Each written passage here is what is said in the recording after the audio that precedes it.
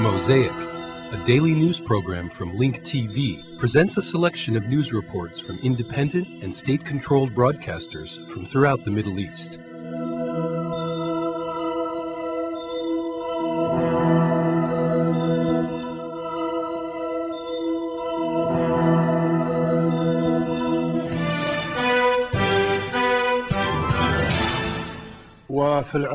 In Iraq, a number of Sunni Arab leaders requested that the number of their representatives be doubled in the Constitution Drafting Committee.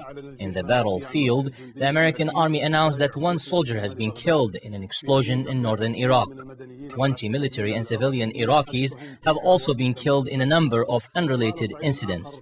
In other developments, unknown armed groups bombed the main oil pipelines in the town of BG.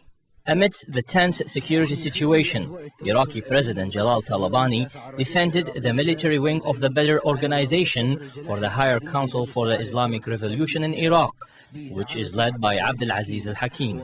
In his opening statement at the Badr Organization's second annual conference, the Iraqi president condemned the allegation by some groups that categorized the Badr Organization and the Kurdish Peshmerga as militias.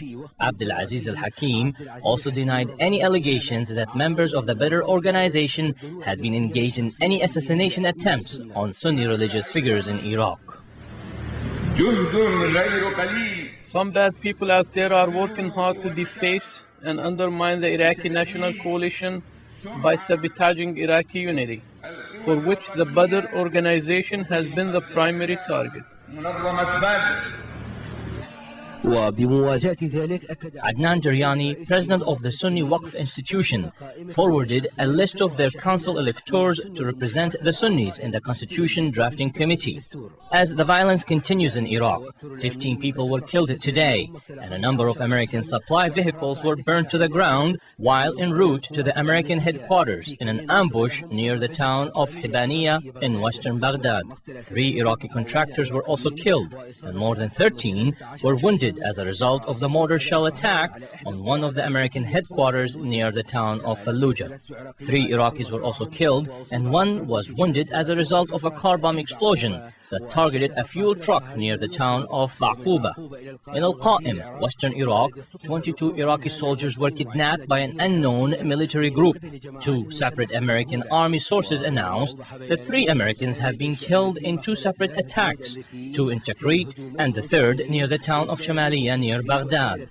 The American army announced that they captured more than 70 armed men and destroyed 9 warehouses in its joint Iraqi-American military offensive operation in the town of Tal al-Afar in western part of Mosul in northern Iraq.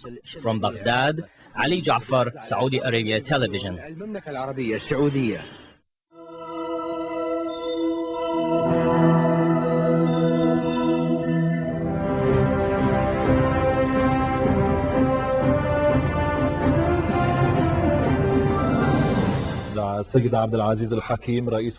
In the second annual conference for the Badr Organization, Mr. Abdulaziz al-Hakim, the head of the Higher Council for the Islamic Revolution in Iraq, called for using loyal Iraqi forces in countering terrorism. He said that it strongly helped in conducting the elections, and it's now supporting the political process and the drafting of the constitution.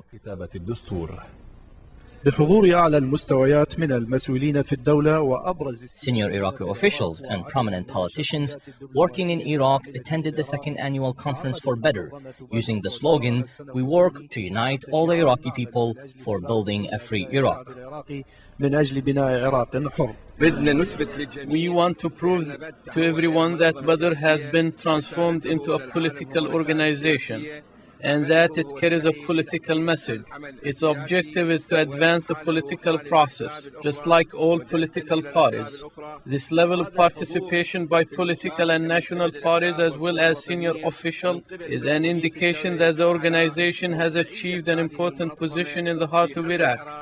A number of officials gave a speech during the conference, including the President of the Republic, Jalal Talabani, and his two deputies, Dr. Adel Abdel Hamid and Sheikh Ghazi Ajel Al Yawer. Also, Prime Minister Dr. Ibrahim Al Jafari gave a speech emphasizing the importance of including the Arab Sunnis in drafting the constitution in an effective way. He also addressed some hot topics by announcing that a large number of prisoners and detainees will be released if they have not been convicted yet.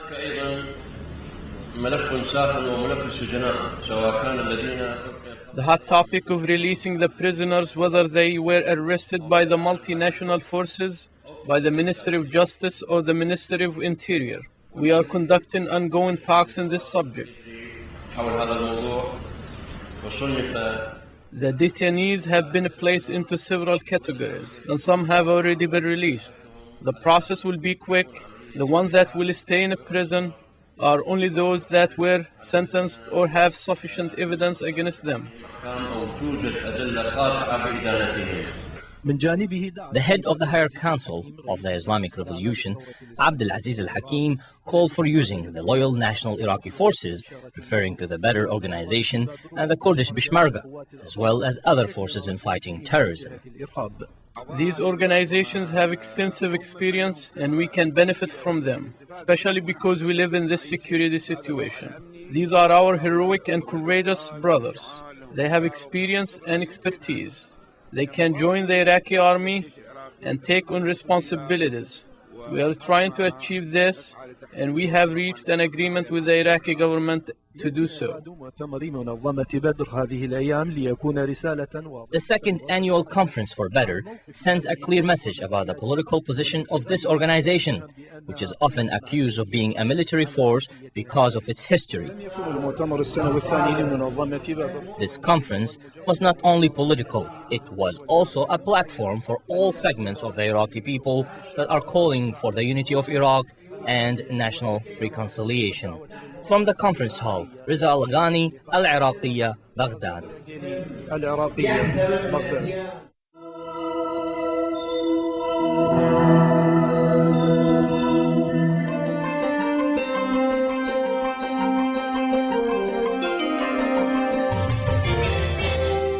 Future Television's Zahi Wehbi and Managing Director of Al Mustaqbal Daily are facing legal charges of slander for allegedly insulting President Emir Lahoud in a commentary that Wehbi wrote. Another lawsuit had been filed against Future Television by MP Talal Irslan with the Publications Court over coverage of Irslan's electoral alliance with General Aoun.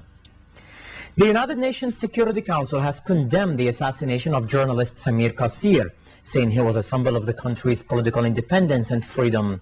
The Council said it condemns in the strongest terms the June 2nd terrorist bombing in Beirut that killed Kassir. In New York, UN diplomats also said Washington has quietly dropped plans to seek an international investigation into the killing and will leave the probe to Lebanon.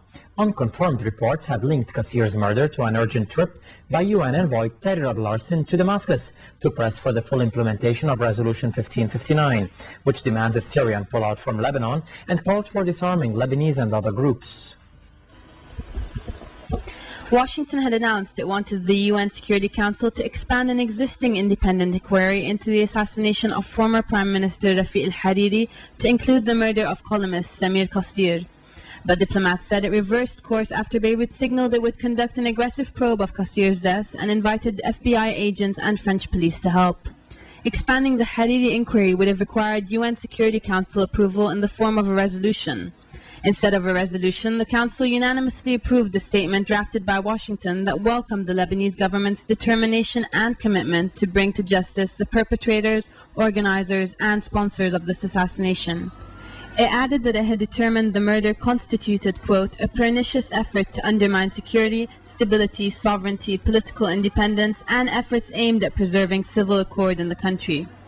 The statement also said that, quote, the sponsors of recent terrorist acts against political leaders and leading members of civil society in Lebanon should not be permitted to jeopardize the holding of parliamentary elections in transparent, free, and democratic conditions. Kassir was killed when a bomb exploded in his car in Beirut 4 days after the start of Lebanon's staggered parliamentary elections. The bombing shocked the country, still coming to terms with Hariri's assassination in February. The idea of expanding the Hariri probe was first put forward by Nicholas Burns, Under Secretary of State for Political Affairs. in a Friday meeting with the UN Secretary General Kofi Annan at UN headquarters. Qasir worked for An-Nahar Daily and had for years urged an end to Syria's role in Lebanon. Syria ended its 29-year military presence in Lebanon in April under international and Lebanese popular pressure.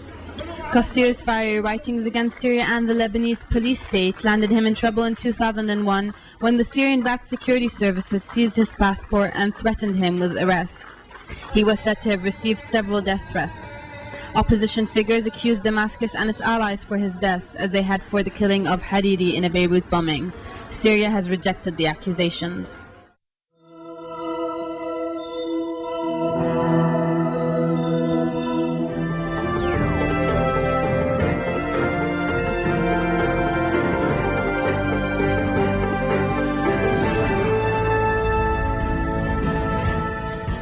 The 10th Baath Regional Summit provided nothing new other than the surprise resignation of Abd al-Halim Khaddam, the second in charge in Syria. The Minister of Expatriates, Buthaina Sha'ban, denied the news of the resignation, which indicates the removal of the old guard and an internal division among prominent Baath leaders.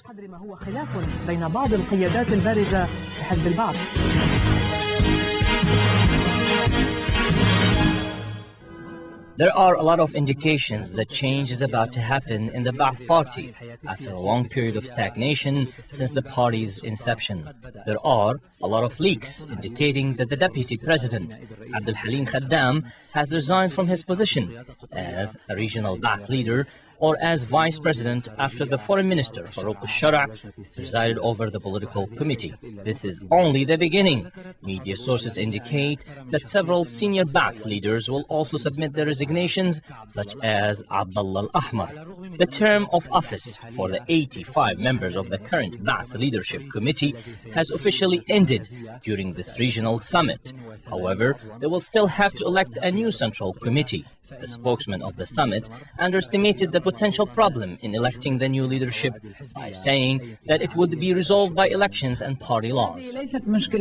This is not a problem. Comrade Khaddam is still in the party, and I think that the way the leadership committee will be elected will become clearer in the final session. Observers believe that Abd al-Halim Khaddam, who was appointed vice president for the late President Hafez al-Assad 20 years ago, has been outside the decision-making circle for a while. He clearly refused to preside over the political committee because he wanted to criticize the performance of the Syrian foreign ministry, putting Syria face-to-face with the United Nations Resolution 1559. Comrade Abd al-Halim Khaddam did not launch an attack on anything. He talked in a constructive, analytical, and responsible manner. He expressed his own opinion by analyzing the outstanding political situation. This was a positive and constructive thing. If we differ in opinion among ourselves, you say, why do you differ? And if we do not differ, you say that we do not have any opposition. Observers who use the old guard terminology when referring to senior Syrian leaders believe that the president, Bashar al-Assad, has adopted the policy of change. The Syrian society needs new ideas. We must keep in mind that the Syrian society is clever and comprised of young people. Their ideas must be taken more seriously. This is the vision of President Bashar al-Assad, who's a modernist. We need a new strategy to implement these ideas, and that is what's being done in this summit. Khaddam has a long history in politics. He started as the mayor of Hama and then moved to Damascus and served as the foreign minister. He played an instrumental role in the Taif agreement, which ended the Lebanese civil war. The Syrians believe that big names will depart from the policy-making positions in the near future. However, they hope that the change will include the old players and their powerful old mentalities.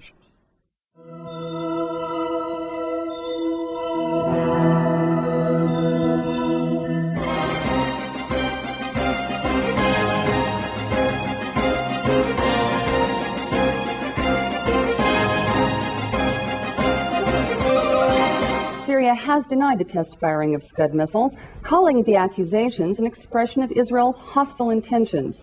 In a statement to Syria's official news agency, the country's information minister said the Israeli allegations were part of a pressure campaign against Damascus.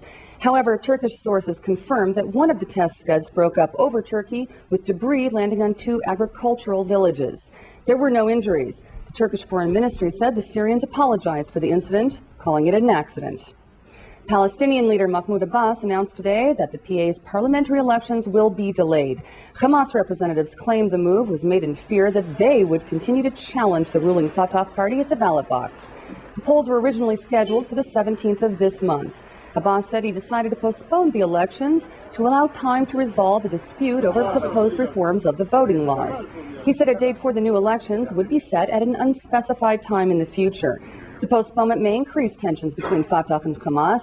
Strife is also brewing between the two groups over a planned revote in several Gaza municipal elections after courts annulled Hamas's victories following Fatah allegations of voter fraud. I don't think that this postponement will have an impact on the ceasefire or the cessation of violence for a while, or the national unity, because I believe that even Hamas wants to have the time in order to allow Israel to carry out its disengagement from Gaza before elections, so that would help Hamas. Meanwhile, other signs of growing lawlessness in the territories. Masked Palestinian gunmen kidnapped a Palestinian diplomat in southern Gaza today. They were protesting police age restrictions, seen as limiting potential employment. The PA is hiring some 5,000 new policemen in preparation for the disengagement. However, the jobs are reserved for men between the ages of 18 to 22. Witnesses say some 40 armed men stopped traffic at the Rafah crossing, searching for cars with diplomatic license plates. Shair Abu Iyad, the Palestinian consul to North Korea, was then abducted. The gunman seized his passport, but later released the diplomat. The masked gunmen identified themselves as member of Fatah Hawks.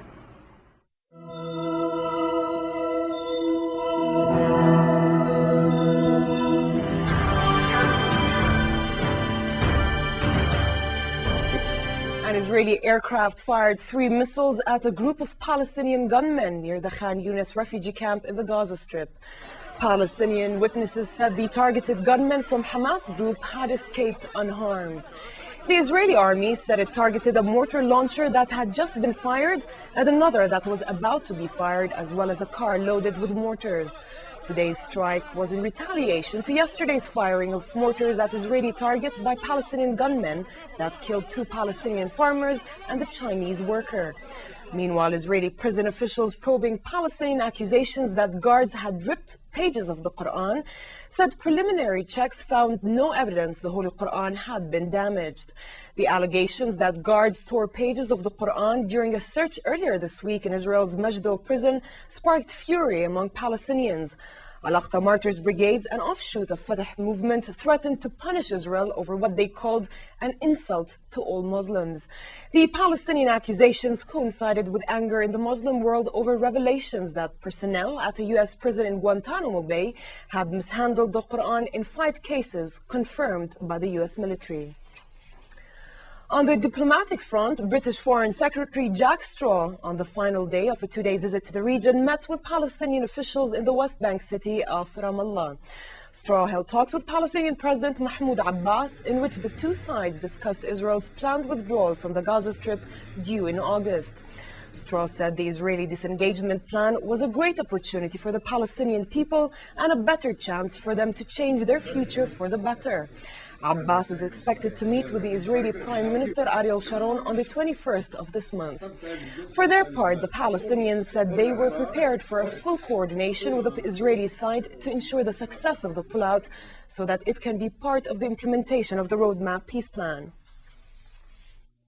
This is a moment of great opportunity for the Palestinian people and a better chance for the Palestinian people to change their future for the better than I can recall for many years. But of course, for that better future to take place, it requires decisions by the Palestinian Authority, by the Israeli government, and great support by the international community. Earlier, Straw held a series of meetings with Palestinian Prime Minister Ahmed Qurayh and Foreign Minister Nasser al-Qudweh. During a joint press conference with his Palestinian counterpart, al-Qudweh urged the European Union to take a clear and serious position to confront Israel on illegal settlement expansion and its illegal building of the separation barrier. In Jerusalem, Straw applauded Sharon for withdrawing from the Gaza Strip and parts of the West Bank this summer. Straw also said that major industrialized states will do whatever possible to foster a smooth Israeli pullout from occupied Gaza, coordinated with the Palestinians. British Prime Minister Tony Blair continues to sound an optimistic note about his plans for Africa, following meetings at the White House with US President George W. Bush. Despite not finding backing from Bush for an ambitious debt plan for Africa, Blair said he hoped for an agreement among the world's rich nations at an G8 Leaders Summit in July to cancel the debts of poor nations. Blair had been seeking support for up to $50 billion a year by selling bonds on global capital markets. Bush pledged $674 million, enough to feed 14 million people. In relation to the debt. The death toll of the building collapse in the Egyptian port city of Alexandria has risen to 16 a day after the accident, as rescue workers pulled 10 more bodies today. Among the dead were 4 children, while one woman was pulled alive more than 24 hours after the collapse. Officials believe more people could be under the rubble. Officials said the residential building was originally 3 stories high, but extra illegal levels had been added. The collapse of apartment blocks is not uncommon in Egypt, where regulations are sometimes ignored, and residents often add unauthorized floors to existing structures. In the worst violence to hit Addis Ababa in 4 years, at least 22 Ethiopians have died, and hundreds are feared dead from clashes with security forces. The Ethiopian government said the victims were killed while police tried to quell looting, which it said was fomented by the main opposition coalition for unity and democracy. Gunfire could be heard across the tense capital, where most shops were closed. These shootings followed 2 days of student protests and weeks of rising tension over preliminary results from the May 15th parliamentary elections, which the opposition says were rigged by the ruling party of the Prime Minister. John Garang, chairman of the Sudan People's Liberation Movement, SPLM, said that halted talks between Sudan's government and exiled opposition groups would be on schedule. Garang made his comments to reporters on the heels of a meeting with U.S. Secretary of State Condoleezza Rice in Washington. The SPLM leader briefed the secretary about the peace deal intended to end 2 decades of civil war between northern and southern Sudan. Garang said the parameters for the transitional phase were expected to be ready by mid-June. According to Garang, the agreement would recognize the SPLM's military forces as official forces. During his meeting with Rice, the SPLM leader also discussed the need for aid in Darfur and other parts of southern Sudan. South Korea's foreign minister has told lawmakers that although his country welcomes the likelihood of a resumption of talks on North Korea's nuclear weapons program, the important thing was the progress at the talks and not just the resumption of the meeting itself. Yesterday, both the United States and China said North Korea would return to the next round of 6-way talks. Japan said it was hopeful that North Korea would return to the talks as soon as possible without any conditions. The United States said yesterday that North Korea had agreed to return to 6-party talks, and China predicted the negotiations would resume in Beijing within weeks. The signal that North Korea intended to rejoin the talks apparently came during a meeting in New York on Monday.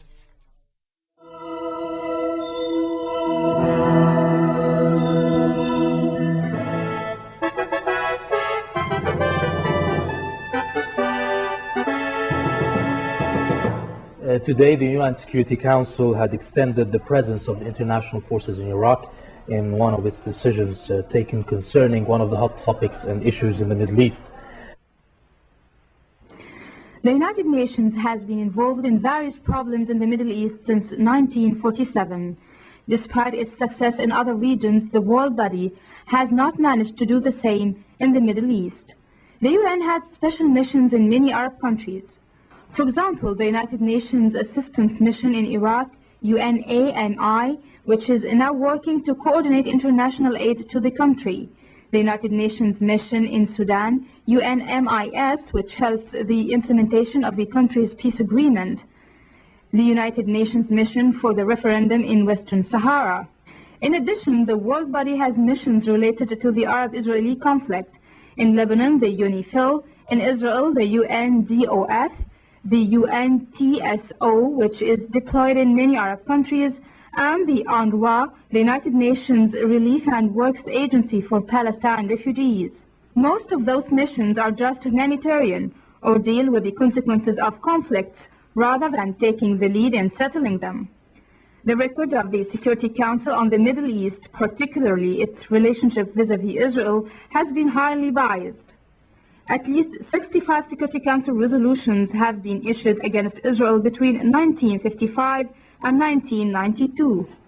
However, with the exception of Iraq, actions taken on behalf of the Council on issues related to the Middle East have minimal importance.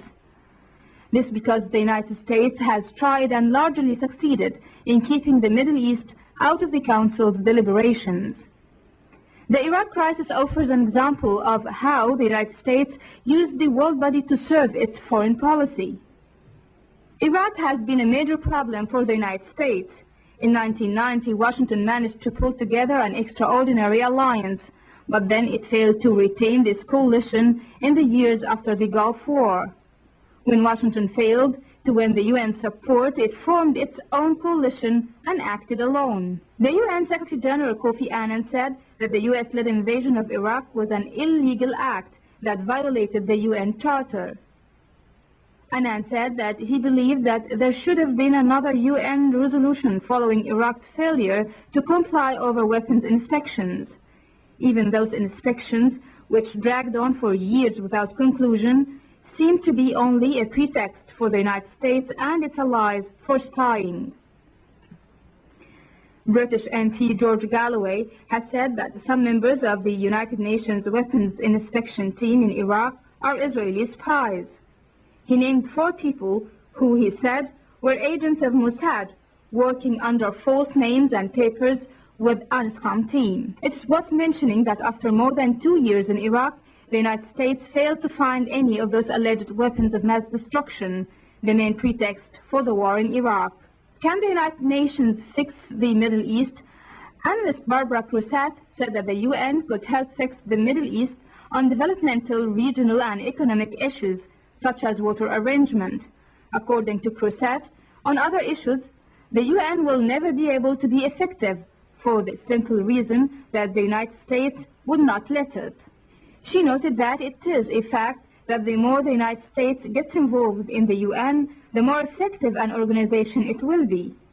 Therefore, more efforts will be required from the United States to make the UN a more effective organization when it comes to solving problems related to the Middle East.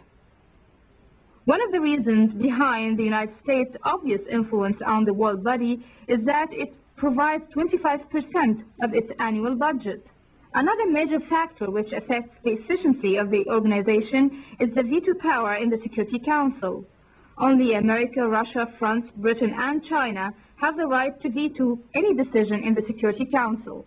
The 5 permanent members of the Security Council have fought to keep the system as it is, claiming that they invest far more money into the UN budget. As proposals are now made about reforms of the world body, those limitations have to be taken into consideration. The views expressed on Mosaic are not those of Link TV or its sponsors, but of the broadcasters themselves. Mosaic is made possible by a grant from the John S. and James L. Knight Foundation, which promotes journalism excellence worldwide and invests in the vitality of 26 U.S. communities, and the William and Flora Hewlett Foundation. Additional support is provided by the Firedoll Foundation and Henry and Virgilia Dakin.